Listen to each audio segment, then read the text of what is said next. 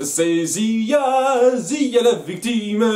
Notre expédition se poursuit alors que nos héros ont trouvé un nouvel indice en cette statue de dieu de la pluie et donc ils poursuivent un petit peu le chemin indiqué par le parchemin.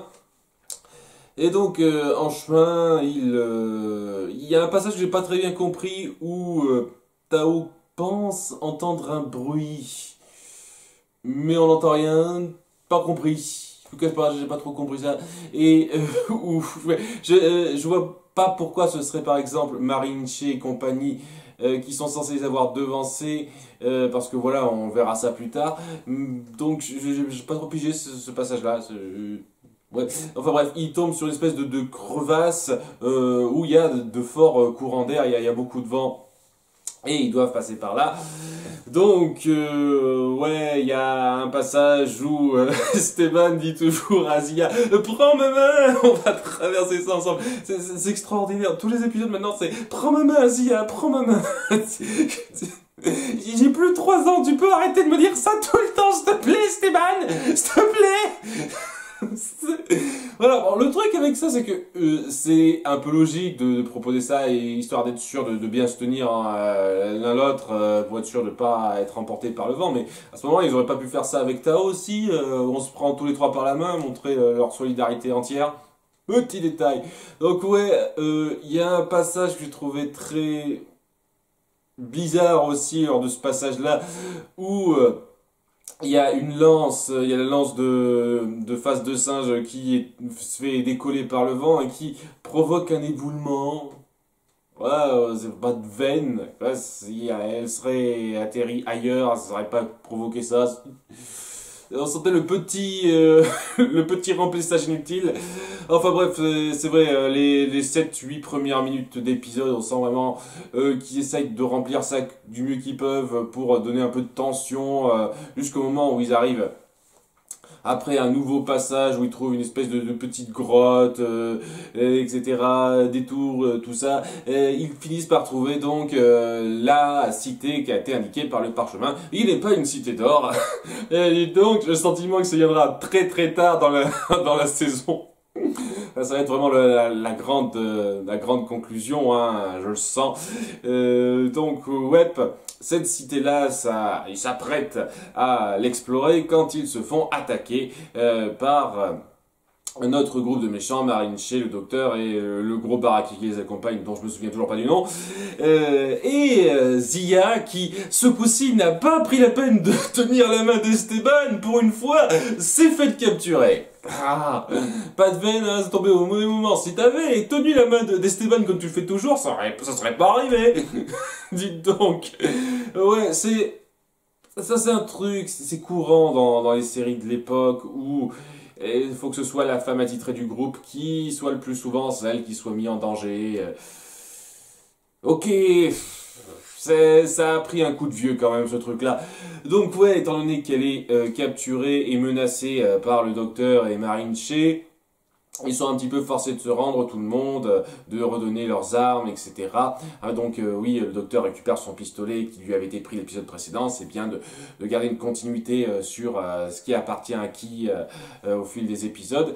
Et après ce coup-là, il y a le gros baraquet qui garde en joue Mendoza et compagnie, tandis que Esteban, Tao et Zia sont forcés de suivre Marinche et le docteur pour les aider à résoudre l'énigme du temple. Parce que voilà, j'en ai pas parlé, mais ils sont en avance, ceux-là, et ils essaient de donner une excuse rapide à comment ils sont arrivés là avant eux, c'est-à-dire qu'ils ont profité du fait qu'ils étaient occupés à gérer les alligators pour prendre de l'avance, alors qu'ils sont pas censés savoir exactement ce qu'indique le parchemin.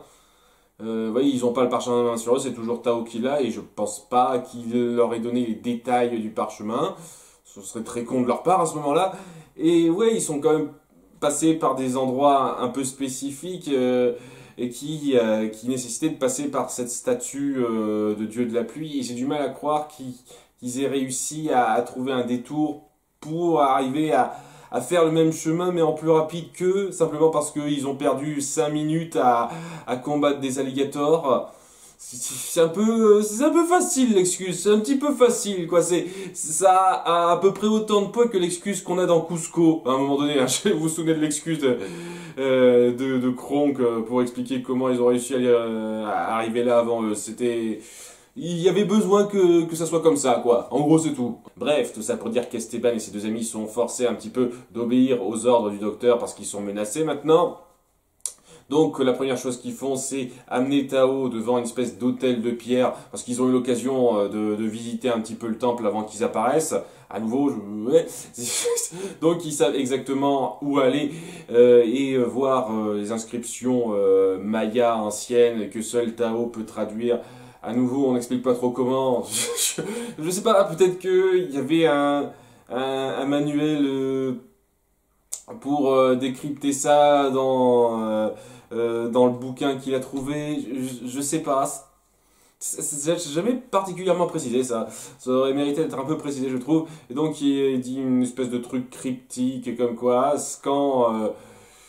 quand le lion rugira au soleil, la nuit s'estompera, une connerie de ce genre-là, je sais plus exactement. Et Esteban arrive à comprendre ça comme le fait qu'il faut faire passer les rayons du soleil sur la statue du tigre lion, je sais plus exactement ce que c'est que cette bestiole-là. Ça marche. Et ça crée une espèce de passage souterrain qui les amène devant une sorte d'hôtel, un nouvel hôtel où le docteur décide de passer en premier parce que c'est à moi le parchemin qu'on voit sur cet hôtel-là. Et donc en s'y rendant, ça actionne un nouveau piège de temple parce qu'il y a toujours ce genre de truc. À nouveau, on va pas essayer de faire gaffe à ce genre de choses. Hein. Depuis le temps, on devrait avoir un petit peu l'expérience de ces trucs-là, mais on se fait toujours avoir. Donc voilà, le truc qui est actionné, c'est que en se posant sur la salle centrale, ça fait baisser le sol. Et donc le docteur finit par être un petit peu trop sous-élevé pour atteindre le parchemin. Et donc c'est Pichou qui l'atteint. Ce qui attire l'attention de Marinche qui se fait avoir mais super bêtement en se faisant pousser dans le trou qui a été formé quand le sol a baissé. Voilà, et je rappelle quand même que le docteur est censé avoir un pistolet sur lui, donc pourquoi il s'en sert pas quand les gamins essayent de fuir ou de... Non, il le fait pas. Alors que c'est ce qu'il avait fait l'épisode précédent pour forcer Mendoza à le faire remonter de sa crevasse. Mais là non. Et... Continuité, un petit peu à redire là par rapport à ça. Vous étiez un peu plus intelligent dans l'épisode précédent. Et donc ouais, nos trois héros arrivent à s'enfuir avec le nouveau parchemin. Pendant ce temps-là, il y a Mendoza qui se montre badass une fois de plus, ça fait toujours plaisir, et qui profite du fait que le gros baraquet commence à se fatiguer un petit peu, en grande partie à cause de la chaleur, en utilisant ses capacités de navigateur, en sachant bien jauger l'angle duquel attaquer ce type-là, pour l'avoir avec un gros coup de lance bien placé. Très bien foutu ça, j'ai bien aimé ça. Et ouais, donc le truc à dire par rapport à ça, c'est qu'il lui balance une lance en plein corps, mais ça le fait juste, ça fait juste tomber en fait. Je sais pas, est-ce que le mec a eu un réflexe et s'est poussé en arrière pour éviter d'être blessé par la lance, on va dire que c'est ça. Mais bon, je sais pas, j'ai l'impression que le mec se prend la lance un peu dans le torse, et il saigne pas ou quoi que ce soit. Je dis ça, c'est peut-être la mise en scène qui m'a pas particulièrement convaincu. Quoi qu'il en soit, le type est donc capturé et donc ça permet à Mendoza et les deux autres de se barrer.